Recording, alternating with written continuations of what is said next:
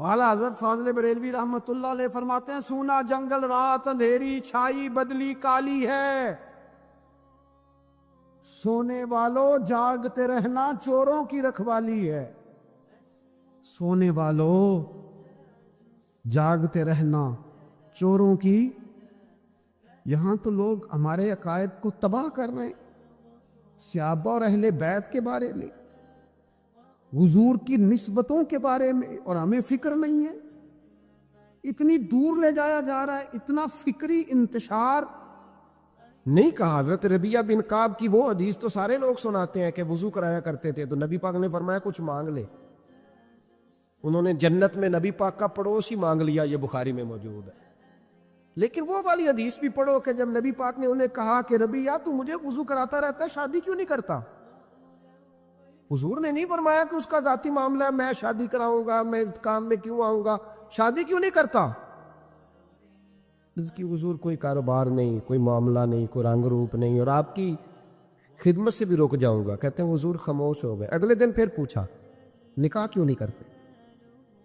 میں نے کہا حضور نہ کاروبار ہے، نہ گھر ہے، نہ مکان ہے، نہ رنگ روپ ہے، کون رشتہ دے گا؟ جب میں یہ کہہ کے باہر نکلا نا حضور خاموش ہو گئے، تو میرے دل میں خیال آیا ربیہ تو بحث کیوں کرتا ہے، اور ان کو بتاتا ہے جنہیں اللہ نے سارا کچھ ہی عطا فرمایا ہوا ہے۔ حضور کہتے ہیں شادی کیوں نہیں کرتا، تو چپ کر کے کہہ دے محبوبہ جیسے دل کرتا ہے ویسے کر دے، تم آگے سے دلیلیں دیتا پھرتا ہے۔ یہ بھی کو بات ہوئی۔ فرماتے ہیں اگلے دن میں نے ارادہ کر لیا، حضور نے اگر آج کہا تو کہہ دینا یا رسول اللہ جیسے دل لو کرے۔ میں نے وضو کرایا، میرا خیال تھا حضور یہاں روک کے کہیں گے، یہاں روک کے کہیں گے، پر حضور نے آج بات ہی کوئی نہ کی۔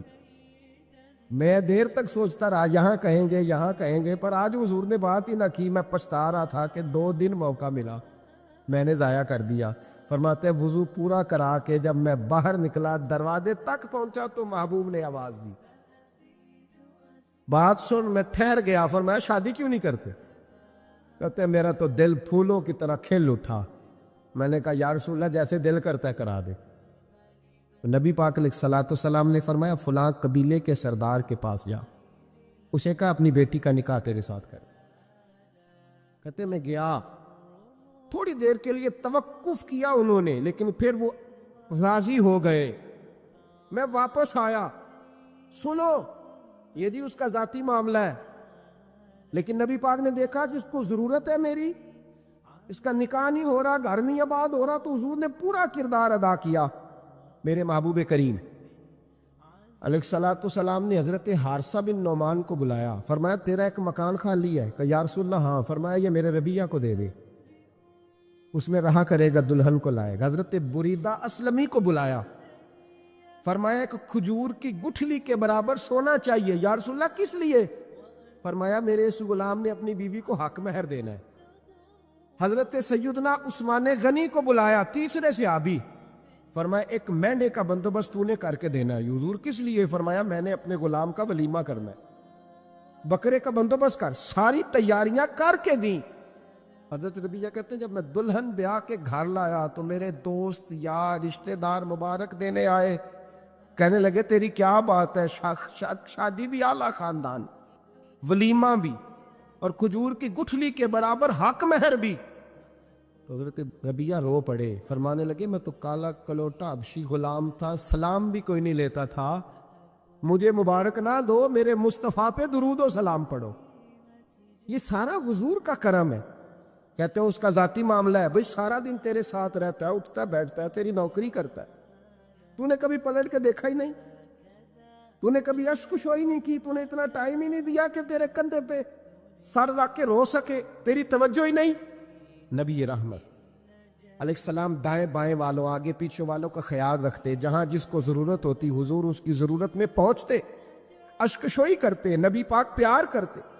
کہتے ہیں اس کا ذاتی معاملہ ہے، میں کیا کروں؟ سنو حضرت جابر بن عبداللہ رضی اللہ تعالیٰ عنہ کے جو والد تھے نا حضرت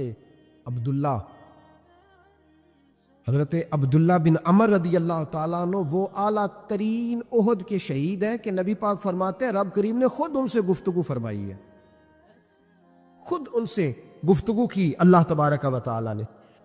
حضرت جابر بن عبداللہ کے والد عبداللہ بن عمر احد میں شہید ہو گئے تھے، 6 یا 10 بہنیں تھیں ان کی،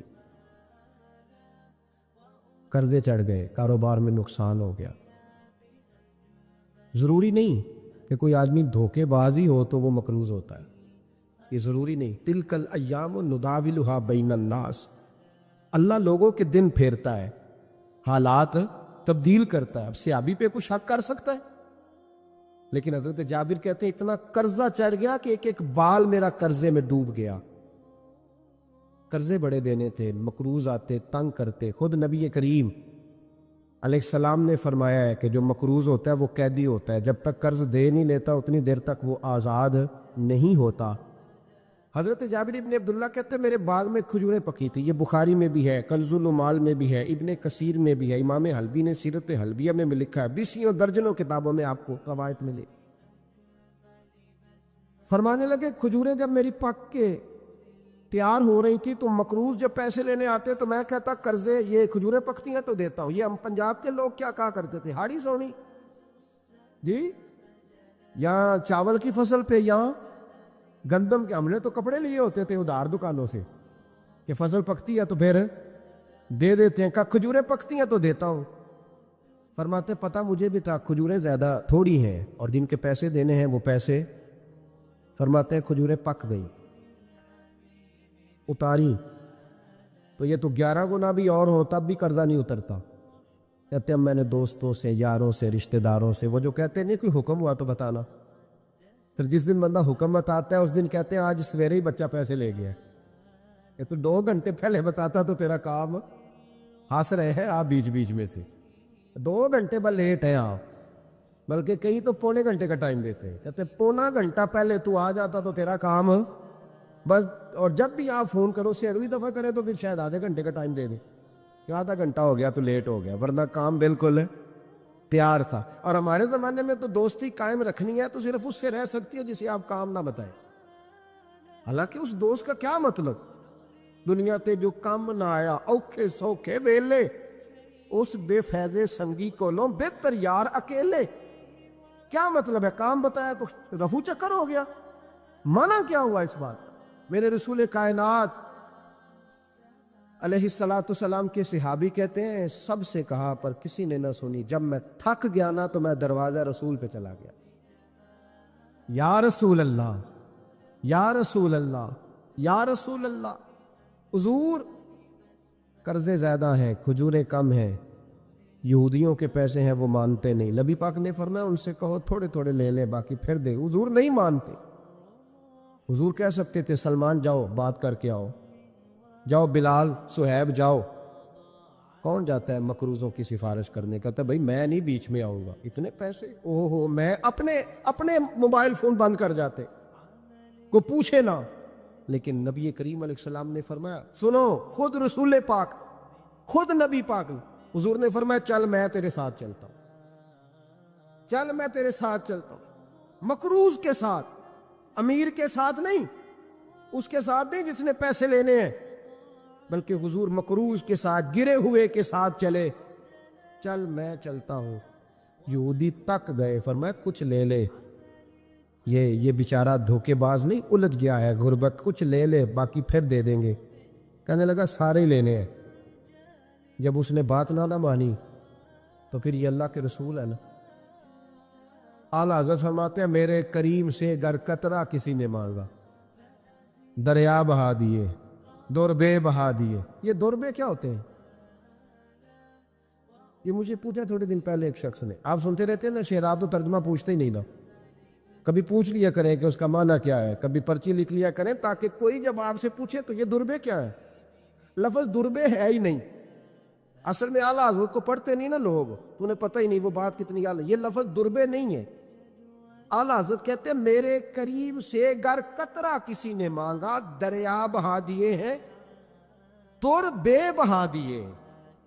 در علیحدہ ہے اور بے بہا، در کہتے ہیں ہیرے کو، ایک معنی ہیرا ہے، در بے بہا، بے بہا کی تو سمجھ آتی ہے نا، در بے بہا دیے ہیں یعنی ہیرے بے بہا دیے ہیں اسے۔ اب سمجھ آئی یہ بات کی، دریا بہا دیے ہیں، در بے بہا دیے ہیں، یہ معنی ہے شعر کا۔ تو جب وہ نانا مانا یہودی، تو نبی کریم علیہ الصلوۃ والسلام فرمانے لگے نہیں تو پھر پورے لینے ہیں؟ کہنے لگا جی پورے لینے ہیں۔ حضور فرمانے لگے کل آ جانا، سارے دے دیں گے، پورے پیسے تیرے ملیں گے، تو آ جانا۔ حضرت جابر ابن عبداللہ کو حضور نے فرمایا کھجوریں اتار کے نا تو اپنے باغ میں ڈھیر لگا اور میں آیا۔ حضرت عمر حدیث کے راوی ہیں، فرماتے ہیں بس رسول پاک چل پڑے، حضور نے کندھے پہ رومال رکھا، حضور چل پڑے۔ کوئی چٹائی نہیں بچھائی، حضرت جابر کہتے ہیں، کوئی صوفہ نہیں رکھا، وہ پھولوں کے ہار میں حضور آئے، 2-3 چکر میرے باغ کے لگائے اور کھجوروں کے ڈھیر کے پاس بیٹھ گئے۔ فرمایا بلا جس کے پیسے دینے، بلا، اب تنگی یہ داماں پہ نہ جا، اور بھی کچھ مانگ، بلا۔ فرماتے بندے کو بلایا، حضور نے فرمایا کتنے پیسے؟ حضور اتنے درہم دینار ہے۔ فرمایا کھجوریں تولتا جا اور دیتا جا۔ فرماتے میں دیتا گیا، میں نے کہا حضور اس کے پیسے پورے ہو گئے۔ حضور مسکرا کے فرمانے لگے چل 4-5 کلو کھجوریں اضافی دے دے، کوئی عرض نہیں۔ کہتے ہیں وہ بھی دے دی۔ حضور نے فرمایا بلا دوسرے کو، فرمایا اس کو بھی بلایا، تولتا گیا، دیتا گیا، حضور پورے ہو گئے۔ نبی کریم علیہ الصلوۃ والسلام نے فرمایا چل 4-5 کلو کھجوریں زیادہ دے دے۔ کہتے ہیں قرضے بھی دے دیے، 5-5 کلو کھجوریں بھی زیادہ دے دی۔ محبوب اٹھے، کچی زمین پہ بیٹھے تھے، حضور نے لباس مبارک کو جھاڑا، رومال کندھے پہ رکھا، فرمایا میں مسجد جا رہا ہوں، وہاں آ کے مجھے خبر دینا، وہاں آ کے مجھے بتلانا کہ جب میں آیا تھا تب کھجوریں زیادہ تھی کہ جب واپس گیا ہوں تب زیادہ ہے۔ وہاں مجھے آ کے اطلاع دینی ہے، بتانا ہے مجھے، وہاں آ کے میں جا رہا ہوں، مجھے بتانا ذرا وہاں آ کے۔ حضرت جابر ابن عبداللہ کہتے ہیں میں نے کھجوریں تولی، میں تھک گیا، میں تھک گیا، ڈھیر تو چھوٹا تھا پر وزن ہی بڑا نکلا۔ کہتے ہیں میں تھک گیا، جتنی دی تھی نا اس سے زیادہ تول کے باقی پڑی رہنے دی۔ میں مسجد میں گیا، ذرا لفظ سننا حدیث کے، کہتے ہیں مسجد میں گیا، جا کے عرض کی یا رسول اللہ میں تول آیا ہوں، جب آپ آئے تھے تھوڑی تھی اور جب واپس آئے ہیں تو کئی گنا بڑھ گئی ہیں۔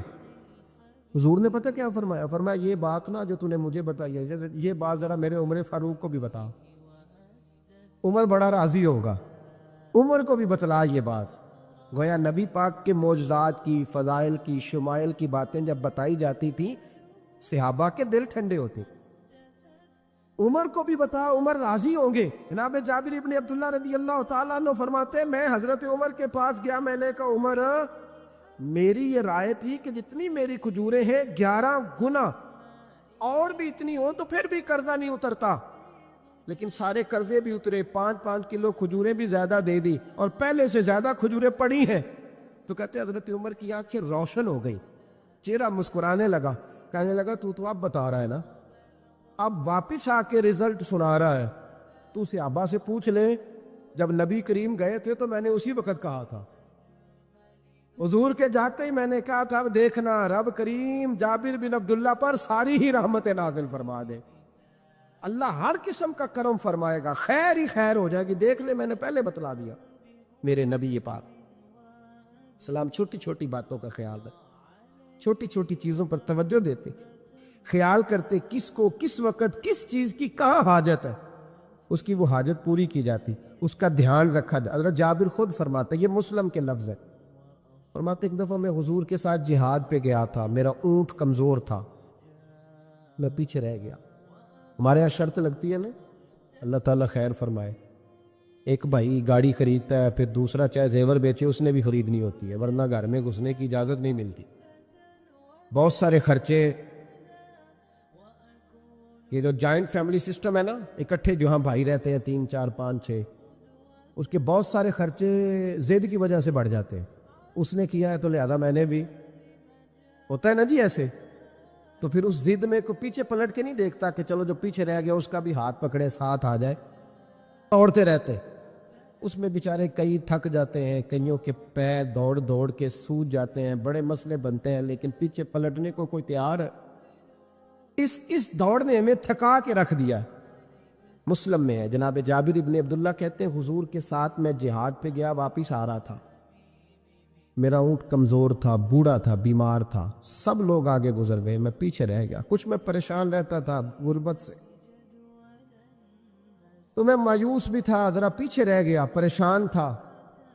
فرماتے ہیں نبی پاک نے نا 2-3 دفعہ پلٹ پلٹ کے دیکھا، ادھر دیکھو، میں نے اپنی زندگی میں بڑے لوگ دیکھے ہیں، وہ امیروں میں چلے گئے، پیچھے پلٹ کے انہوں نے غریبوں کو کبھی نہیں دیکھا کہ وہ ایک دوست ہوتا تھا ہمارا جو ماڑا ہے، غریب ہے، پلٹ کے نہیں دیکھا۔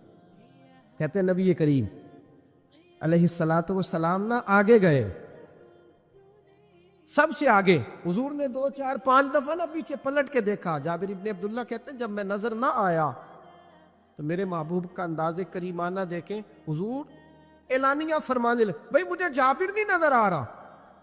بے خبر ہو جو غلاموں سے، واقعہ کیا ہے؟ واقعہ کیا ہے؟ یہاں ہمارے استاد جب یہ حدیث پڑھا رہے تھے نا،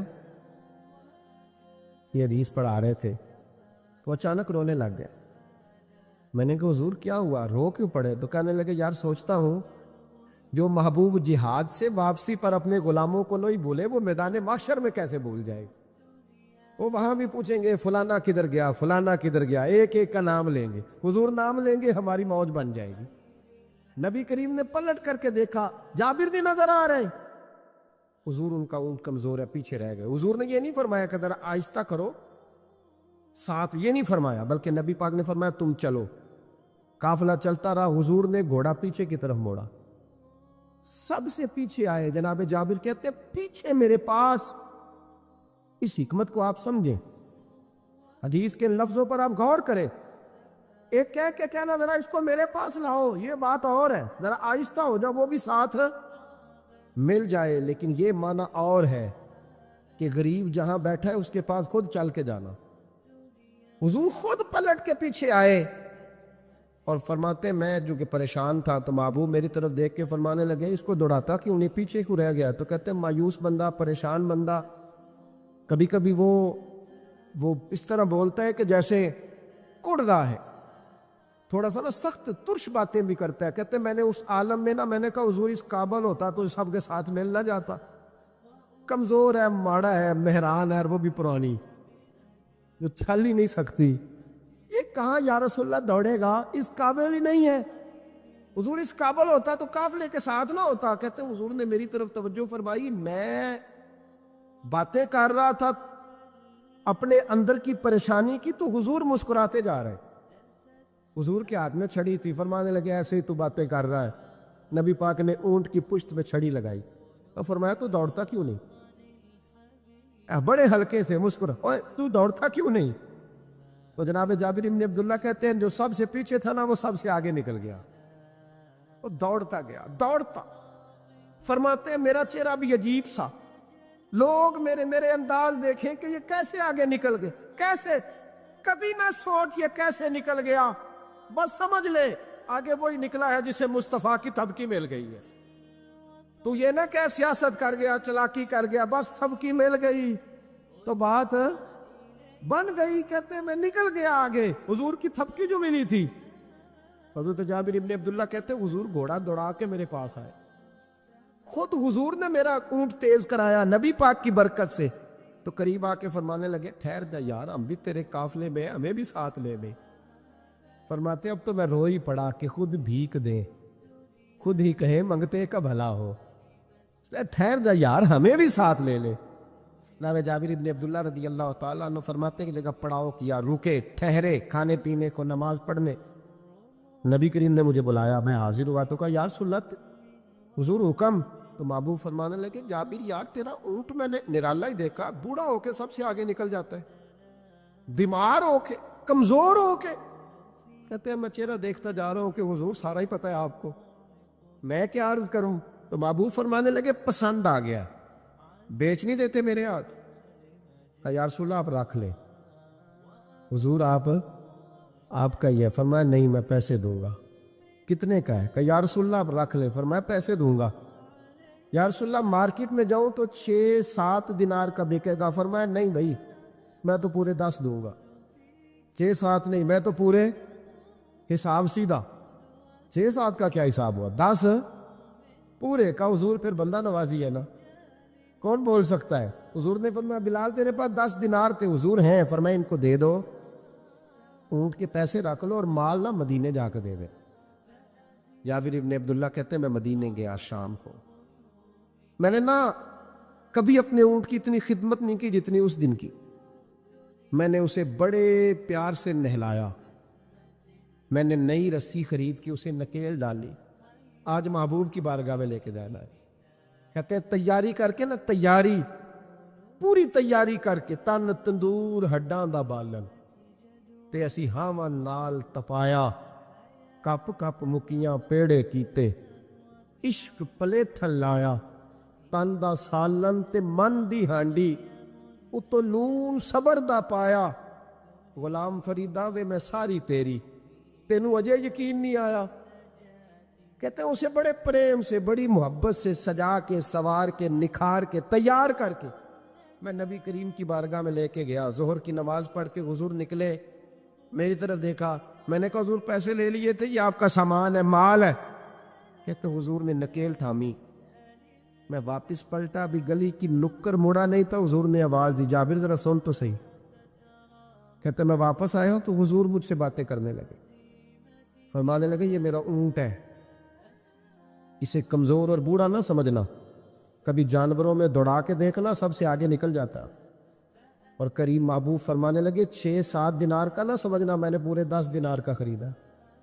اور پھر حضور پھر مسکرائے، فرمایا جابر تمہیں پتہ ہے تحفہ لینے دینے سے محبت بڑھتی ہے؟ حضور ہاں۔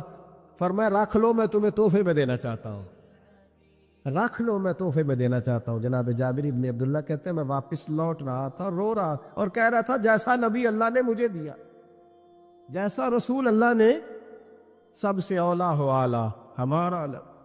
آنکھیں بند کر کے جھوٹ کی زندگی جی کے، اپنے ساتھ بددیانتی کر کے، دھوکہ دے کے، اپنے آپ کو دائیں بائیں، اپنے آپ کو کہیں مصروف رکھ کے کچھ وقت ضائع تو کر لیتے ہو، پر تمہیں پتہ تو ہے نا کہ عبادت اللہ کی کرنی، تمہیں اس کی خبر ہے۔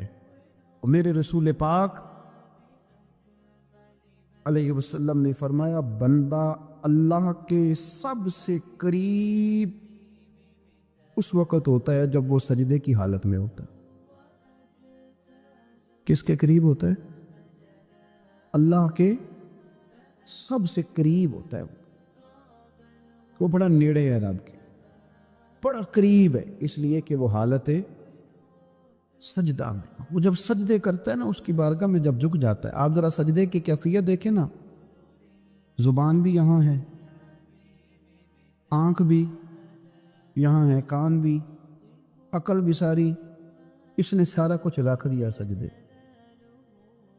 آپ وہ کبھی پیچھے جائیں تو دیہاتوں میں کہا جاتا تھا ناک سے نکیریں نکالو، بہت بڑی سزا ہوتی تھی نا، ناک سے نکیریں نکالو، بڑی سزا ہوتی تھی۔ تو اس نے کہا مالک مجھے کسی نے کہا نہیں، پر دیکھنا میں نے رکھ دی ساری عقل سجدے میں، اور رکھ کے کہا کیا؟ سبحان ربی یا اللہ، اللہ میں پست ہوں تو اعلیٰ ہے، اللہ تو میرا رب ہے اور تو سب سے اعلیٰ اتنا۔ اور فرمایا جب یہ اس کیفیت میں ہوتا ہے تو پھر یہ اپنے رب کے قریب ہوتا ہے۔ میرے نبی کریم علیہ السلام نے مصلی سے دل لگانے کا درس دیا، حضور نے توجہ دلائی، صحابہ اس ذوق کے حامل لوگ تھے، وہ کوشش کرتے تھے۔ جناب صدیق اکبر رضی اللہ تعالیٰ عنہ کا عبادت کا مزاج ہمیشہ قائم رہا۔ حضرت عمر فاروق ساری رات اللہ کے حضور کھڑے رہے۔ حضرت عثمان غنی رضی اللہ تعالیٰ عنہ عشاء کی نماز پڑھ کے 2 رکعتوں کی نیت باندھتے تھے، 15 سپارے پہلی رکعت میں پڑھ دیتے اور 15 سپارے قرآن مجید کے دوسری رکعت میں پڑھ دیتے۔ آپ نے نا حضرت عمر فاروق کے وصال کے بعد ان کی ایک بیوہ سے نکاح کیا،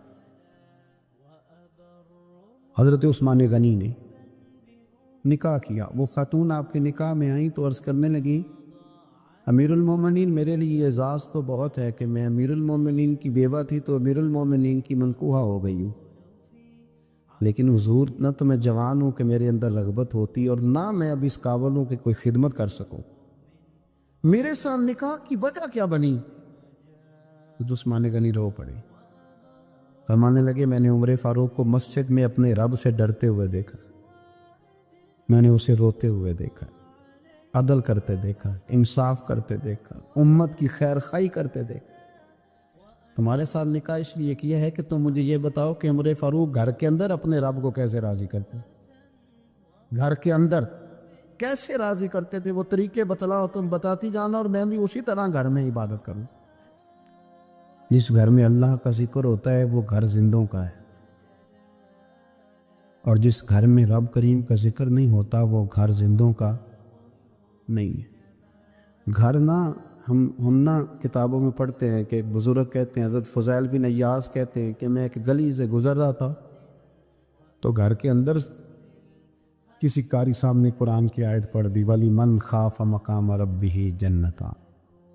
میں میرے کانوں سے ٹکرائی تو اللہ نے میری کایا ہی پلٹ دی، میں توبہ کر گیا۔ اب گھر کے اندر سے آواز آئے تو صحیح نہ تلاوت کی، پر اندر سے آواز آتی نہیں ہے، ڈیک بجنے کی آواز آتی ہے، یا ٹی وی چلنے کی آواز آتی ہے، یا دھوم مچانے کی آواز آتی ہے۔ عبادت کا وہ جو خاص شوق تھا، وہ جو حسن تھا، وہ جو توانائی، وہ جو بات، ایک جگہ پہ ہم بیٹھے تھے تو وہاں ایک صاحب آئے اور انہوں نے آتے ہی کہا کہ مہربانی کریں ذرا مجھے مصلی دے دیں، میرے میں کچھ نفل رہ گئے۔